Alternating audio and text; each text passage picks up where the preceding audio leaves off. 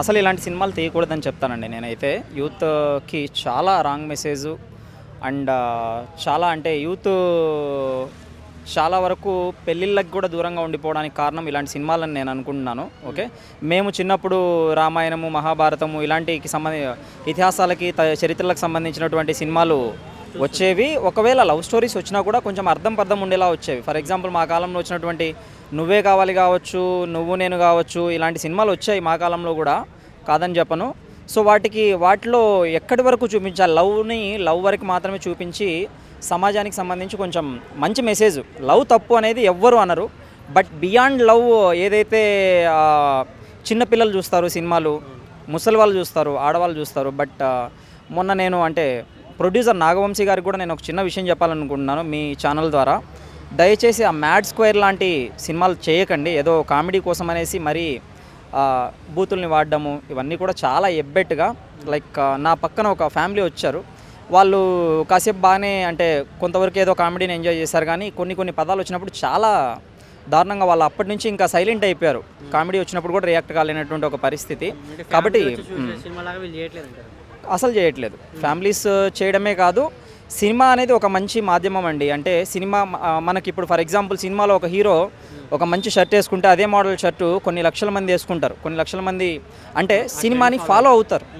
ఒక ట్రెండ్ మాత్రమే కాదు, సినిమాలో ఒక మెసేజ్ చెప్పినా ఫాలో అవుతారు. ఫర్ ఎగ్జాంపుల్ మహేష్ బాబుది ఒక మూవీ వచ్చింది, ఐ థింక్ మహర్షి అనుకుంటాను. ఓకే, అప్పుడు మహేష్ బాబు చెప్పాడనేసి వీకెండ్ వ్యవసాయం అనేసి కొంతకాలం సాఫ్ట్వేర్ వాళ్ళు ఫాలో అయ్యారు. అలా సినిమాలో ఏదైనా సరే మంచి కావచ్చు, చెడు కావచ్చు, చెడు అనేది చెప్పకుండా ఫాలో అవుతారు. మంచి అయితే 10 మందికి తెలిసినా కూడా పర్లేదు కాబట్టి అందరికి తెలిసేలాగా ఫాలో అవుతారు. ఓకే, కాబట్టి చెడు అనేది చాలా వరకు అంటే యూత్ ఎలా అనుకున్నా కూడా అర్జున్ రెడ్డి సినిమాలో ఇచ్చినటువంటి మెసేజ్ అంటే లవ్ కోసం ఫైనల్గా అమ్మాయి అతన్ని చేరడం అనేది చాలా గొప్ప మెసేజ్, నేను కాదన్ను. బట్ అందులో ఉన్న కొంత కంటెంట్ అలాంటి కంటెంట్ అనేది తీయడం అనేది మంచిది కాదు.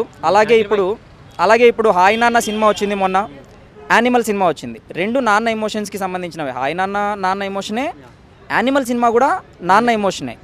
కానీ యానిమల్ సినిమాలో ఒక అరౌండ్ ½ అన్ అవర్ అనేవి నాట్ యాక్సెప్టబుల్ సీన్స్ అనేవి ఉన్నాయి. అలాంటి సీన్స్ అనేవి మంచివి కాదు. బట్ ఎమోషన్ ఉంది అందులో, మంచి ఎమోషన్ ఉంది, మంచి మెసేజ్ ఉంది. నాన్న కోసం ఒక కొడుకు పడే తపన ఎలా ఉంటుంది అనేది ఒక మంచి మెసేజ్ ఉంది, కాదన్ను. బట్ అదే ఎమోషన్ని హాయ్ నాన్నలాగా తీస్తే మీరు చెప్పిన విషయానికి చాలా అర్థం ఉంటుంది, సమాజం కూడా బాగుంటుంది అనేది నా యొక్క ఒపీనియన్.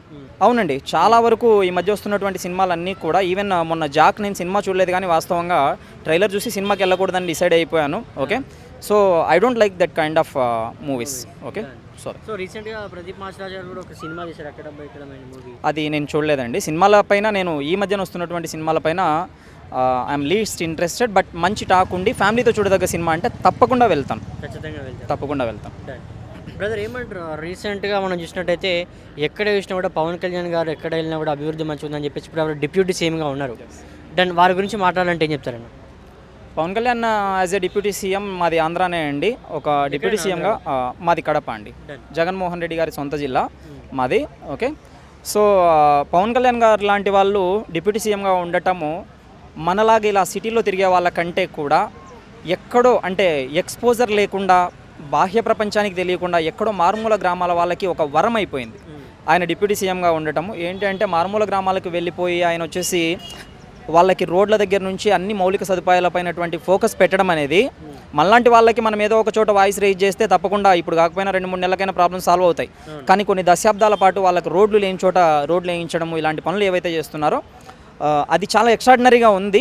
బట్ కన్సిస్టెంట్గా అది అలాగే కంటిన్యూ చేస్తే అతను ఒక గొప్ప నాయకుడిగా ఎదుగుతాడు అనేది నా అభిప్రాయం. ఈ 10 నెలల పాలన పైన, ఈ 10 నెలల్లో పవన్ కళ్యాణ్ గారు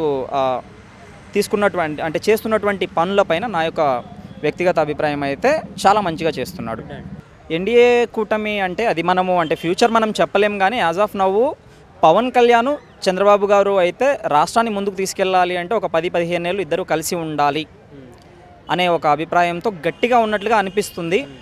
కాబట్టి ఉండే అవకాశాలు ఉన్నాయి. బీజేపీ గురించి నేను మాట్లాడదలుచుకోలేదు, ఎందుకంటే బీజేపీలో ఉన్న వాళ్ళు మా రాష్ట్రం వరకు బీజేపీ అంటే నాకు ఒక ఇది ఉంది, ఫేవర్ ఉంది. బట్ అయినప్పటికీ కూడా మా రాష్ట్రం వరకు బీజేపీలో ఉన్న వాళ్ళు కొన్ని పార్టీలకు తొత్తులుగా ఉన్నారు.